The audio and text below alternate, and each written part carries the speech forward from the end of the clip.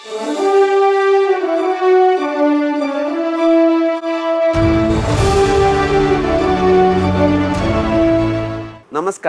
15ാം കേരള നിയമസഭയുടെ 11ാം സമ്മേളന വിശേഷങ്ങളിലേക്ക് സ്വാഗതം.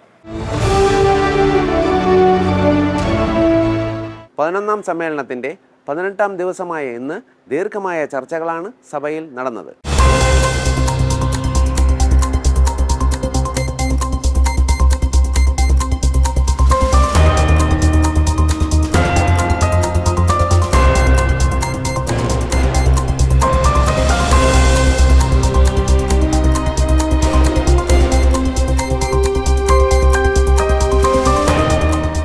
ചോദ്യോത്തരവേളയിൽ ചോദ്യങ്ങളുടെ പട്ടികയിലെ 5 ചോദ്യങ്ങൾക്കാണ് മന്ത്രിമാർ ഇന്ന് സഭയിൽ വാക്കാൽ മറുപടി നൽകിയത്.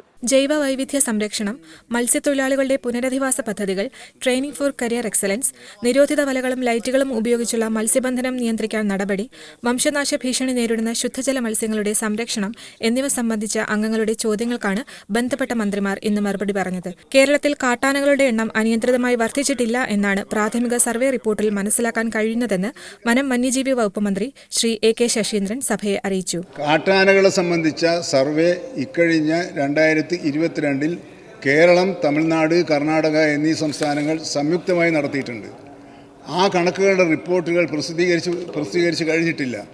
മനസ്സിലാക്കാൻ കഴിഞ്ഞത് ബഹുമാനപ്പെട്ട മെമ്പർ പറഞ്ഞതുപോലെ അല്ല, അനിയന്ത്രിതമായ വർധനവ് ഉണ്ടായിട്ടില്ല എന്നതാണ് പ്രാഥമിക റിപ്പോർട്ടിൽ മനസ്സിലാക്കാൻ കഴിയുന്നത്.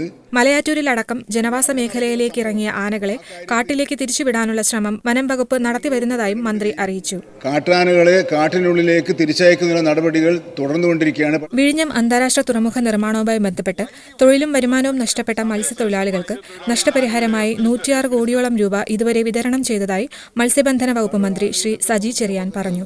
106 കോടി രൂപ ഇതിനോടകം കൊടുത്തു. സാർ, ഇവിടെ ഒരു കാര്യം മനസ്സിലാക്കേണ്ടത്, ഇവിടെ നടപ്പാക്കുന്ന പദ്ധതിയുടെ ഏതാണ്ട് 80% തുകയും സ്റ്റേറ്റാണ് ഇതുവരെ മുടക്കിയിട്ടുള്ളത്. വിഴിഞ്ഞം പദ്ധതി പൂർത്തീകരിക്കുക എന്നത് സർക്കാരിന്റെ പ്രഖ്യാപിത ലക്ഷ്യമാണെന്നും അതാണ് ഇപ്പോൾ യാഥാർത്ഥ്യമാകുന്നതെന്നും മന്ത്രി വ്യക്തമാക്കി. ഈ പദ്ധതി നടപ്പാക്കി പൂർത്തീകരിക്കണമെന്നുള്ളത് ഇടതുപക്ഷ ജനാധിപത്യ മുന്നണി ഗവൺമെന്റിന്റെ പ്രഖ്യാപിത ലക്ഷ്യമാണ്. അതാണ് യാഥാർത്ഥ്യമാകുന്നത്. ട്രേസ് പദ്ധതി പ്രകാരം പട്ടികജാതി പട്ടികവർഗ വകുപ്പിൽ തന്നെ 500 അക്രഡിറ്റഡ് എഞ്ചിനീയർമാർക്ക് തൊഴിൽ നൽകിയതായി പട്ടികജാതി പട്ടികവർഗ പിന്നാക്കക്ഷേമ വകുപ്പ് മന്ത്രി ശ്രീ OR കേളു സഭയെ അറിയിച്ചു. ഈ പദ്ധതി പ്രകാരം തന്നെ കേരളത്തിന്റെ വിവിധ ഡിപ്പാർട്ട്മെന്റിൽ നമ്മൾ നിയമനം കൊടുക്കുന്നുണ്ട്.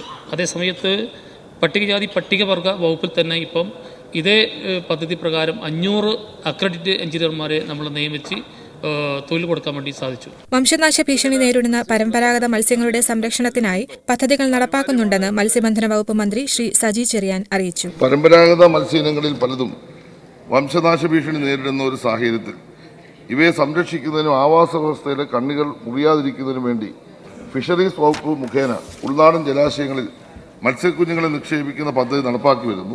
സംസ്ഥാനത്ത് സ്ത്രീകൾക്കും കുട്ടികൾക്കുമെതിരായ അതിക്രമം വർദ്ധിക്കുന്നുവെന്ന വിഷയം നടപടികൾ നിർത്തിവെച്ച് ചർച്ച ചെയ്യണമെന്ന ഉപക്ഷേപത്തിന് മന്ത്രിയുടെ മറുപടിയെ തുടർന്ന് സ്പീക്കർ അവതരണാനുമതി നിഷേധിച്ചു. റൂൾ 50 സഭ നിർത്തിവെക്കുന്നതിൽ ഉപക്ഷേപം. അരൂരിൽ SC വിഭാഗത്തിൽപ്പെട്ട പെൺകുട്ടിയെ മർദ്ദിച്ചതടക്കം സംസ്ഥാനത്ത് സ്ത്രീകൾക്കും കുട്ടികൾക്കുമെതിരെ അതിക്രമങ്ങൾ നടക്കുന്നതായി പറയപ്പെടുന്ന സാഹചര്യം ചർച്ച ചെയ്യുന്നതിന് നടപടികൾ നിർത്തിവെക്കണമെന്ന ഉപക്ഷേപം പരിഗണനക്കെടുക്കണമെന്നാവശ്യപ്പെട്ട് Shrimati KK Rema, Shrimati Uma Thomas, Sarvashri KPA Majeed, Mons Joseph, Anoop Jacob, Mani C Kappan തുടങ്ങിയ ബഹുമാനപ്പെട്ട അംഗങ്ങൾ റൂൾ 50 പ്രകാരം നോട്ടീസ് നൽകിയിട്ടുണ്ട്. സ്ത്രീകൾക്കും കുട്ടികൾക്കുമെതിരായ അതിക്രമങ്ങൾ സർക്കാർ ലാഘവത്തോടെയാണ് കാണുന്നതെന്ന് ഉപക്ഷേപത്തിന് നോട്ടീസ് നൽകിയ ശ്രീമതി KK രമ ആരോപിച്ചു. ഇത് സ്ത്രീകൾക്കും കുട്ടികൾക്കുമെതിരെയുള്ള വളരെ പ്രധാനപ്പെട്ട വിഷയമാണ്. ഒരുപാട് കാലങ്ങളായി ഇത് വർദ്ധിച്ചു വരികയാണ്. നമ്മൾ ചർച്ച ചെയ്തുകൊണ്ടിരിക്കുകയാണ്. ഈ പ്രധാനപ്പെട്ട വിഷയം സർക്കാർ ലാഘവത്തോടു കൂടിയാണ് എടുക്കുന്നത് എന്നുള്ളത് തുടക്കം തന്നെ തോന്നിയാണ്. എന്നാൽ സംസ്ഥാനത്ത് സ്ത്രീകൾക്കും കുട്ടികൾക്കും സമ്പൂർണ്ണ സുരക്ഷ ഉറപ്പാക്കുന്ന നടപടികളാണ് ഗവൺമെന്റ് സ്വീകരിച്ചു വരുന്നതെന്ന് മന്ത്രി വീണ ജോർജ് സഭയെ അറിയിച്ചു. സ്ത്രീകൾക്കും കുട്ടികൾക്കുമെതിരെയുള്ള അതിക്രമങ്ങളിൽ ശക്തമായ നടപടികളാണ് പോലീസ് സ്വീകരിക്കുന്നത്. റിപ്പോർട്ട് ചെയ്യപ്പെടുന്നതും പോലീസിന്റെ അറിവിൽപ്പെടുന്നതുമായ എല്ലാ സംഭവങ്ങളിലും കേസ് രജിസ്റ്റർ ചെയ്ത് ഊർജിതമായ അന്വേഷണം നടത്തി പ്രതികളെ എത്രയും വേഗം അറസ്റ്റ് ചെയ്ത് നിയമ നടപടികൾ സ്വീകരിച്ചു വരുന്നുണ്ട്. ഇതിൽ സർക്കാരിന് ഒരു നിലപാടേ ഉള്ളൂ. അതേത് കേസാണെങ്കിലും ആ നിലപാട് സ്ത്രീകൾക്കും കുട്ടികൾക്കും എതിരെ അതിക്രമം നടത്തുന്ന ഒരാളെയും സംരക്ഷിക്കില്ല. മുഖം നോക്കാതെ നടപടിയെടുക്കും സർ. ഒറ്റപ്പെട്ട സംഭവങ്ങളെ പർവ്വതീകരിച്ച് കാണിക്കുവാനാണ് പ്രതിപക്ഷം ശ്രമിക്കുന്നത്. സ്ത്രീകൾക്കായി 11 സർവീസ് പ്രൊവൈഡിംഗ് സെന്റർ കൂടി ഈ വർഷം ആരംഭിക്കുമെന്നും ഇക്കാര്യത്തിൽ ചർച്ച നടത്താനായി സഭ നിർത്തിവെക്കേണ്ടതില്ലെന്നും മന്ത്രി പറഞ്ഞു. 14 ജില്ലകളിൽ 90 സർവീസ് പ്രൊവൈഡിംഗ് സെന്ററുകളാണ് സർ പ്രവർത്തിച്ചു വരുന്നത്. ഈ വർഷം 11 സർവീസ് പ്രൊവൈഡിംഗ് സെന്ററുകൾ കൂടുതലായി ആരംഭിക്കാൻ പോവുകയാണ്. ഷെൽട്ടർ ഹോമുകൾ പ്രവർത്തിച്ചു വരുന്നുണ്ട്. മുഖം നോക്കാതെ നടപടിയെടുത്ത് മുന്നോട്ട് പോകണം. അതിൽ നമ്മൾ ഒന്നിച്ചു നിൽക്കുകയാണ് സാർ വേണ്ടത്. ഈ പറഞ്ഞ 4 കാര്യങ്ങളിലും കൃത്യമായ നടപടികൾ സ്വീകരിച്ചിട്ടുണ്ട്. അതിൽ ഉൾപ്പെട്ട ഓരോ വനിതയുടെയും ഓരോ പെൺകുഞ്ഞിന്റെയും വേദന നമ്മുടെ വേദന കൂടിയാണ് സാർ. അതുകൊണ്ടാണ് സാർ അതിൽ നടപടി സ്വീകരിച്ചിട്ടുള്ളത്. അതുകൊണ്ട് അത് ചർച്ച ചെയ്യുന്നതിന് സഭ നിർത്തിവെക്കേണ്ടതില്ല എന്ന് അറിയിച്ചുകൊള്ളുന്നു സാർ. മന്ത്രിയുടെ വിശദീകരണത്തിന്റെ അടിസ്ഥാനത്തിൽ നടപടികൾ നിർത്തിവെക്കണമെന്ന ഉപക്ഷേപത്തിന് സ്പീക്കർ അവതരണാനുമതി നിഷേധിച്ചു.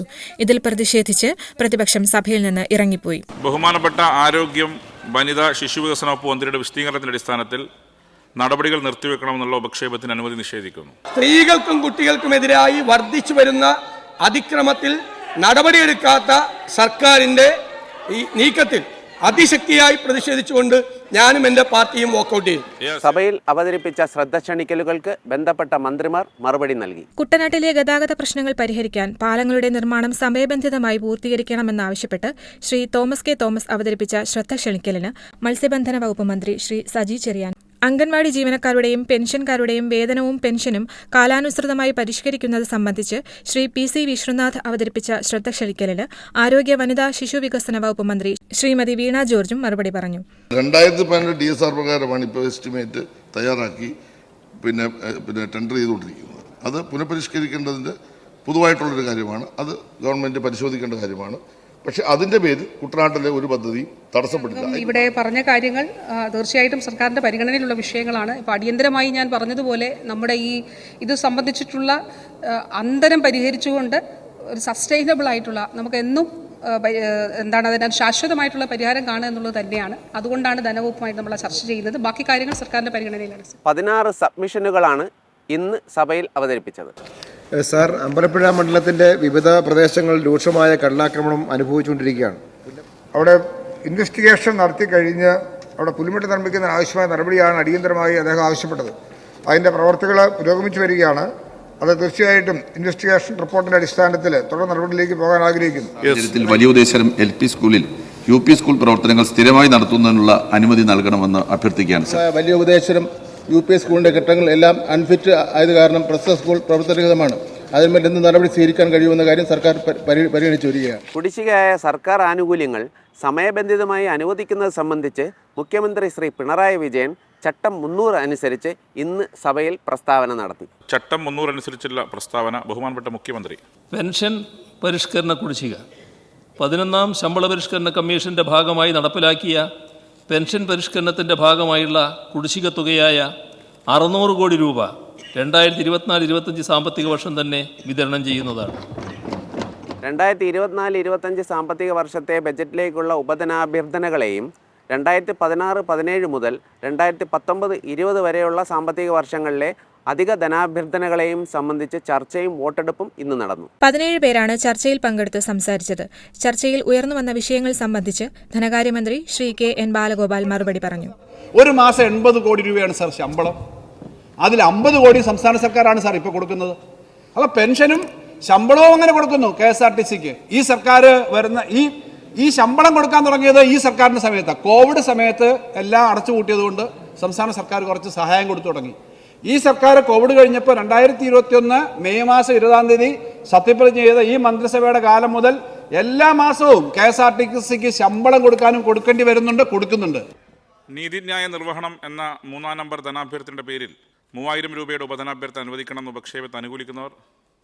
നീതിന്യായ നിർവഹണം എന്ന 3-ാം നമ്പർ ധനാഭ്യർത്ഥനയുടെ പേരിൽ 3000 രൂപയുടെ ഉപധനാഭ്യർത്ഥന അനുവദിക്കണം എന്ന ഉപക്ഷേപത്തെ അനുകൂലിക്കുന്നവർ യെസ്, പ്രതികൂലിക്കുന്നവർ നോ, നിഷ്പക്ഷത പാലിക്കുന്നവർ അബ്സ്റ്റെയിൻ എന്ന ക്രമത്തിൽ വോട്ട് രേഖപ്പെടുത്തേണ്ടതാണ്. Start polling.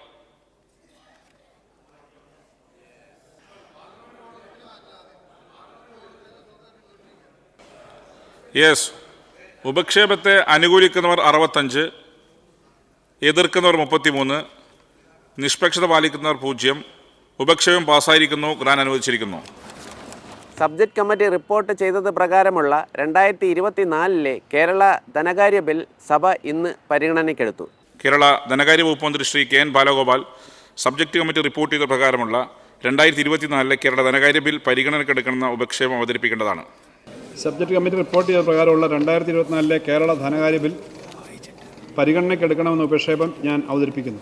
വകുപ്പ് തിരിച്ചുള്ള ഭേദഗതികൾ പരിഗണിച്ച ശേഷം 2024 കേരള ധനകാര്യ ബിൽ സഭ പാസാക്കി. ഇനി 2024 കേരള ധനകാര്യ ബിൽ പാസ്സാക്കുന്ന ഉപക്ഷേപത്തെ അനുകൂലിക്കുന്നവർ, പ്രതികൂലിക്കുന്നവർ, ഉപക്ഷേപം പാസ്സായിരിക്കുന്നു, ബിൽ പാസ്സായിരിക്കുന്നു. നടപടികൾ പൂർത്തിയാക്കി സഭ ഇന്നത്തേക്ക് പിരിഞ്ഞു. ഓർഡർ. സഭ ഇപ്പോൾ പിരിയുന്നതും നാളെ രാവിലെ 9 മണിക്ക് വീണ്ടും ചേരുന്നതുമാണ്. ഇന്നത്തെ നിയമസഭാ വിശേഷങ്ങൾ ഇവിടെ സമാപിക്കുന്നു. നമസ്കാരം.